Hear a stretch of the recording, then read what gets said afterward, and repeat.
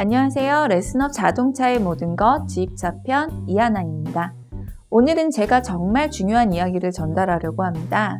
물론 그동안의 이야기도 모두 중요했지만 오늘의 이야기는 꼭 더 주의 깊게 들으셔야 합니다. 지난 18일 부산서부경찰서가 상습절도 혐의로 30대 박모 씨를 구속했다고 밝혔습니다. 제가 왜 갑자기 사건 사고 이야기를 하냐고요? 이 사건 사고가 우리 지입차주님들에게 연관이 있기 때문입니다.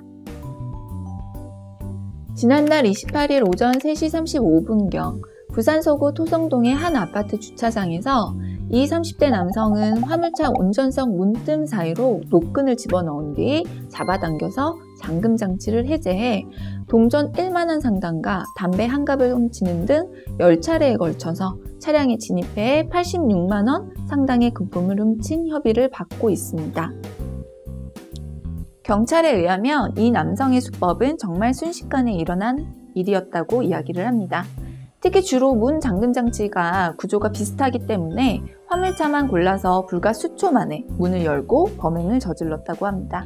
정말 무섭죠. 그런데 이런 사건이 이번이 처음이 아니라는 게 문제인데요.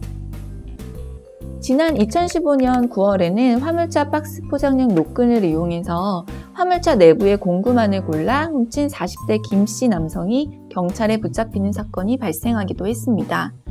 당시 경찰에 따르면 김씨는 서울의 일대를 돌아다니며 골목길에 세워진 화물차의 문을 따고 27차례에 걸쳐 1,400만원 상당의 건설 공구를 훔친 혐의를 받았다고 합니다.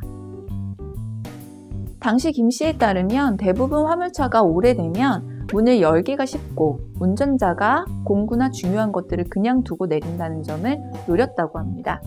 박스 포장용 노끈으로 불과 수초 만에 문을 열어서 절도할 수 있다는 점, 우리 차주님들은 알고 계셨었나요?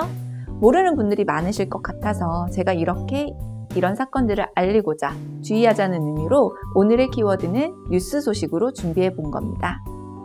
어떤가요? 이제 주차를 할 때 주변에 CCTV가 제대로 있는지, 또 차량 안에 귀중품은 두지 않아야 한다는 거 꼭 기억하시고요. 오래된 차일수록 더 주의 깊게 살펴보시면 좋을 것 같습니다.